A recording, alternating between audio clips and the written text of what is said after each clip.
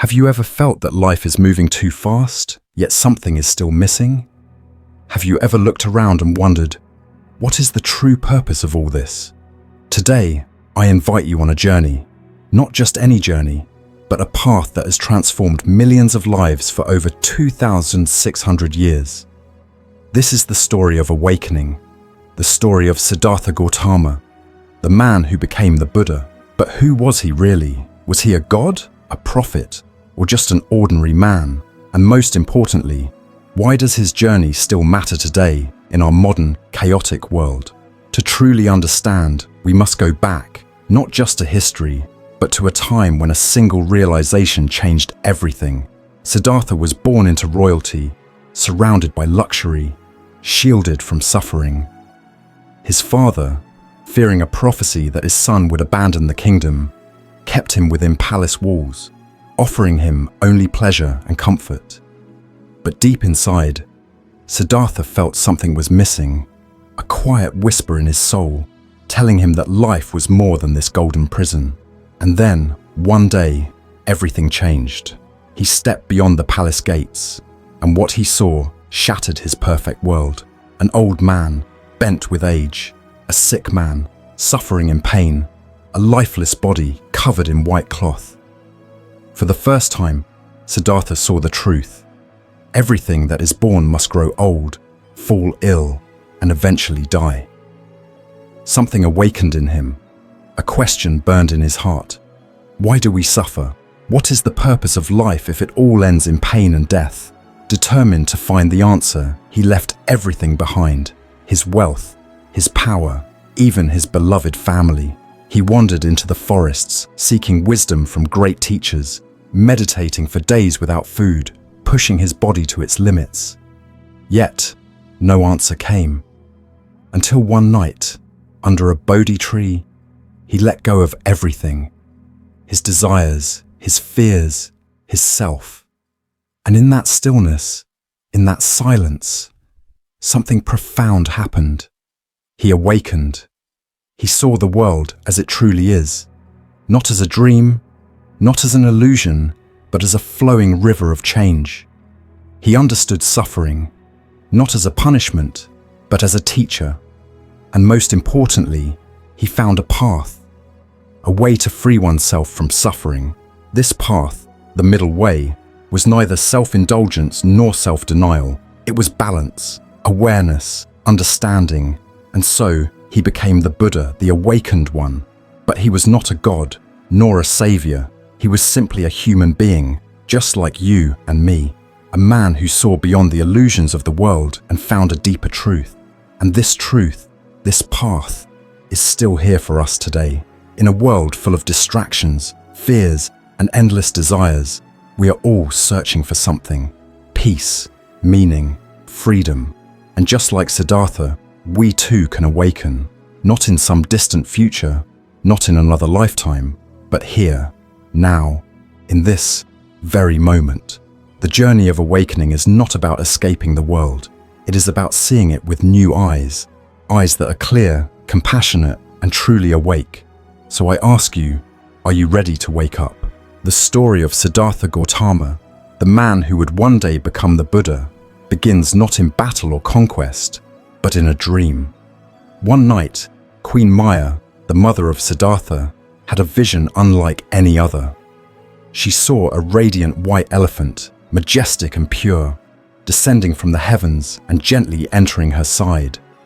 In ancient India, dreams were more than fleeting images. They were messages from the divine, signs of something far greater than ordinary understanding. The wise sages of the kingdom gathered to interpret the vision. Their voices carried a sense of awe as they spoke. This child, they said, would not be ordinary. He was destined for greatness. If he chose the path of a ruler, he would become a mighty king, a Chakravartin, a universal monarch whose power and wisdom would shape the world. But if he walked another path, one of deep spiritual awakening, he would become something even greater, a teacher of truth, one who would illuminate the way for countless beings. And so, under the full moon of the Vesak season, in the gardens of Lumbini, Queen Maya gave birth to Siddhartha. It is said that as he entered this world, he took 7 steps, and at each step, a lotus flower bloomed beneath his feet. Then, raising his tiny hand toward the sky, he declared, "Above and below, I alone am the awakened one." Now, whether or not these events unfolded exactly as the legends describe is not what matters most. Symbols are not meant to be taken literally. They are meant to reveal a deeper truth. The white elephant represented purity and wisdom. The blooming lotuses were a sign that this was a soul untouched by worldly defilements. These were not mere embellishments to a story. They were a way of saying, this child was born for a purpose. But for all the divine signs and mystical prophecies, Siddhartha was still human. He laughed, he cried, he felt love and loss, just like any of us. He grew up in a world of comfort, protected from suffering, yet something deep within him stirred. The path he would one day walk was not written in the stars. It was a choice that each of us, in our own way, can also make. Because the story of the Buddha is not just about a man who lived long ago. It is about the potential within each of us, the ability to awaken, to see beyond illusions, to walk a path of wisdom, compassion, and true freedom. The journey begins, as it always has, with a single step. Siddhartha Gautama was born into a world of privilege, but his life was carefully crafted to keep him from seeing the full picture of reality. His father, the king, had only one wish, for his son to become a great ruler, a powerful king who would lead their land to glory. The thought of Siddhartha turning away from worldly power, seeking a spiritual life, was something the king could not accept. So he built walls, not just of stone, but of illusion. Within the palace, Siddhartha knew only beauty, comfort, and pleasure. There were grand banquets, music that filled the halls, fragrant gardens in endless bloom. Every desire was fulfilled before it even arose. But outside those walls, a very different world existed, one of suffering, aging, and death. A world the young prince was never meant to see. And yet, despite everything, there was an emptiness inside him, a quiet restlessness, a feeling that something was missing. Have you ever felt that way? That despite having everything you are supposed to want, there is still something unanswered? A question lingering in the silence? For years, Siddhartha lived with this quiet longing, unable to name it. Until one day, fate intervened. On a rare outing beyond the palace, he saw something that changed his life forever. An old man, frail and bent with time, a sick man, trembling in pain, a lifeless body, covered in white cloth, surrounded by grieving loved ones, and finally, a wandering ascetic, a man who had renounced the world in search of a deeper truth. For the first time, Siddhartha saw what had been hidden from him. The illusion shattered. No matter how rich, young, or powerful you are, suffering is inevitable. Life is fragile. Everything is impermanent. The body ages. Illness can strike at any moment. Death comes for all. But instead of sinking into despair, Siddhartha asked a question, one that would set him on a path that changed the course of history. Is there a way out? Is there a path beyond suffering, beyond birth and death? That single question burned inside him. It would not let him rest. And so, one night, while the palace slept, Siddhartha made a decision that few could even imagine. He cast aside his royal robes, left behind his titles, his comforts, even his beloved wife and newborn son. He walked away from everything he had ever known, not out of selfishness, but out of love. Love for truth, love for humanity, love for all beings trapped in the cycle of suffering. He stepped into the unknown, carrying nothing but a question that would lead him to awakening. Imagine walking away from everything you have ever known, your family, your home, your wealth, leaving behind all comfort, stepping into the unknown with nothing but a question burning in your heart. That is exactly what Siddhartha did. The world he once lived in, filled with luxury and pleasure, could no longer satisfy him. He had seen suffering, And now there was no turning back. He had to find the truth, the path beyond suffering, beyond birth and death. His journey began with the wisest spiritual teachers of his time. He studied their methods, mastered their meditative techniques, reached deep states of concentration that few had ever experienced. But no matter how far he went, he still had not found the answer. Yes, he could quiet the mind, but the deeper truth, the root of suffering, remained just beyond his grasp. So he went further. He turned to extreme asceticism, believing that if suffering was the problem, then perhaps conquering the body was the solution. He fasted for weeks, his body growing thin and frail. He meditated in scorching heat and freezing cold, enduring unimaginable pain. He pushed himself to the very edge of death, convinced that by denying all physical needs, he would find the ultimate truth. But instead of enlightenment, he found only weakness, exhaustion, and suffering. His body was failing, his mind was clouded. And then, at his weakest moment, he realized something profound, something that would later become one of the most important teachings in Buddhism. Neither indulgence nor extreme deprivation leads to awakening. A life of luxury and pleasure had blinded him to reality, but so had self-torture. The truth, he realized, lies in balance, in walking the middle way, not grasping at pleasure, not running from pain, but seeing reality as it is, free from attachment and aversion. At that moment, a memory surfaced. He recalled a time in his childhood when he had watched his father plough the fields. He had sat quietly under a tree, absorbed in a deep, peaceful state, effortless, natural, free from desire and suffering. That was the key. Not force, not struggle, but deep, effortless awareness. So he let go. He abandoned the path of self-denial and accepted a simple meal, regaining his strength. His 5 ascetic companions, believing he had failed, abandoned him. But Siddhartha knew his journey was not over. He walked to a quiet place near the banks of the Naranjara River, where a great Bodhi tree stood, its branches wide, its roots deep. He sat beneath it, unmoving, and made a vow. I will not rise from this place until I have found the truth. And so, he meditated. Through the long hours of the night, he faced every illusion, every fear, every lingering attachment of the mind. He saw the nature of suffering not as an abstract idea, but as a direct experience. He saw its causes, desire, attachment, ignorance, and he saw its end, the possibility of complete liberation. The final test came in the form of Mara, the embodiment of doubt and illusion. Mara sent his armies of fear, his temptations of pleasure, his whispers of self-doubt. But Siddhartha remained unmoved. He touched the earth, calling it to witness his awakening. And in that moment, the illusions shattered. As the morning star rose in the sky, something within him changed forever. The seeker had become the awakened one. Siddhartha had become the Buddha, not a god, not a prophet, but a man.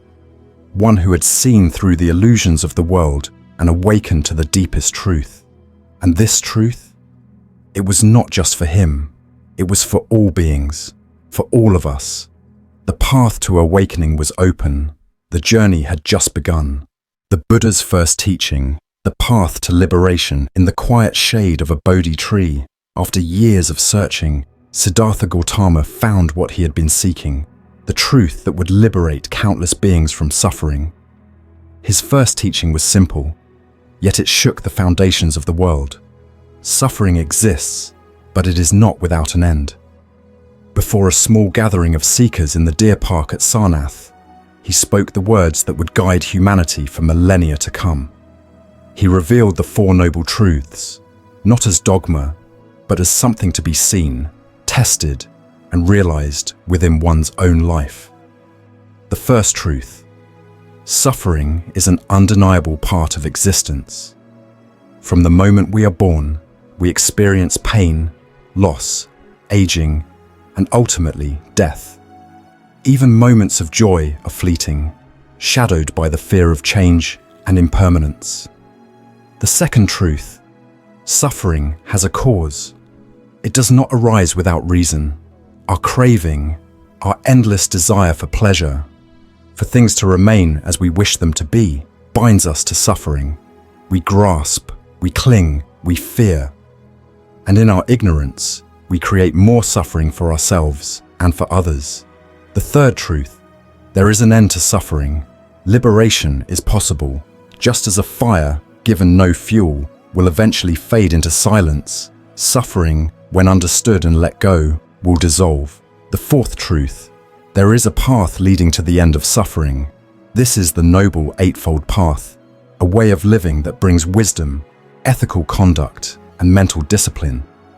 It is not about blind belief or ritual, but about direct experience, about walking the path and seeing for oneself.